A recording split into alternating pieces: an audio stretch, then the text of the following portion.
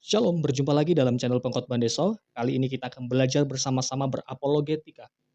Kita akan membahas tentang kematian Yesus atau yang disebut dengan Jumat Agung. Apakah Jumat Agung atau kematian Yesus itu adalah cerita mitos, cerita karangan oleh Paulus belaka, atau karangan oleh bapak-bapak gereja? Apakah benar demikian?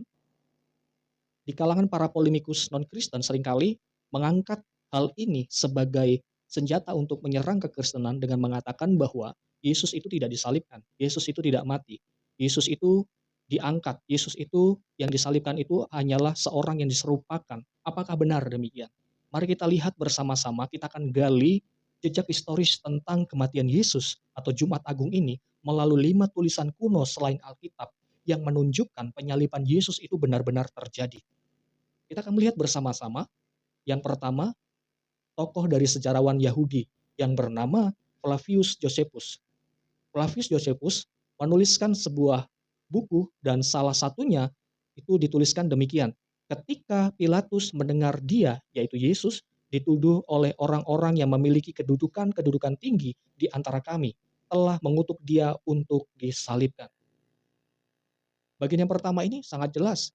Sejarawan Yahudi memberikan keterangan tentang penyaliban Yesus Kristus. Hal yang kedua, tokoh yang kedua, Cornelius Tacitus. Dia adalah sejarawan terbesar Romawi tahun 55 sampai 120 Masehi.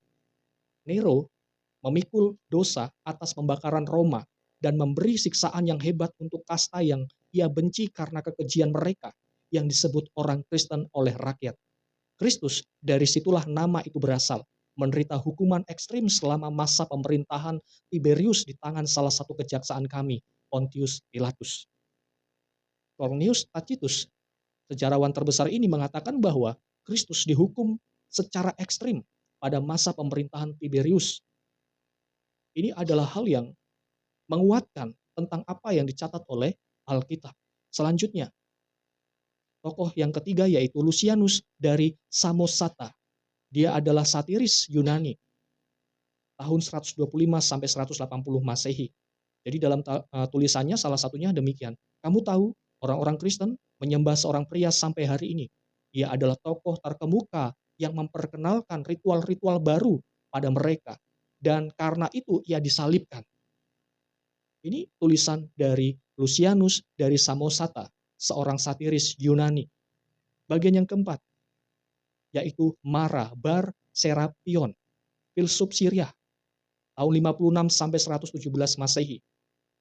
Salah satu kalimatnya bertuliskan demikian, keuntungan apa yang diperoleh orang Yahudi dengan menghukum mati raja mereka yang bijaksana. Sejak waktu itulah kerajaan mereka dilenyapkan. Mara Bar Serapion, filsuf Syria, juga menuliskan kisah tentang penghukuman yang terjadi dalam kehidupan Yesus yang disebut sebagai raja seorang Yahudi. Tokoh yang kelima, dari tulisan-tulisan kerabian Yahudi yang ditulis dalam Talmud Yahudi. Di sana ada satu kalimat berbicara tentang malam Paskah Yesus digantung. Jadi dari kelima tokoh sejarah ini, pemirsa yang dikasih dalam Tuhan, sangat menarik. Mayoritas sarjana perjanjian baru liberal, agnostik maupun ateis pun setuju bahwa penyaliban dan kematiannya itu adalah fakta historis. Fakta tentang peristiwa Jumat Agung atau kematian Yesus dari luar Alkitab selaras dengan kesaksian Alkitab. Jika dahulu salib adalah lambang hukuman yang menakutkan, sekarang salib menjadi simbol pengharapan, kekuatan, untuk apa? Keselamatan bagi orang-orang percaya untuk masuk pada kehidupan kekal. Yesus dari Nazaret adalah sosok yang dieksekusi oleh penyaliban di bawah pemerintahan Romawi pada tahun 30-an. Jadi, Jumat Agung bukanlah mitos. Jumat Agung adalah fakta karena sungguh-sungguh tercatat di dalam catatan sejarah. Bahkan yang mencatat bukan dari kalangan orang-orang Kristen, dari kalangan agnostik, ateis, dan lain sebagainya mencatat tentang peristiwa Yesus Kristus. Kiranya hal ini menguatkan setiap kehidupan iman kita. Tuhan Yesus memberkati kita semuanya. Shalom.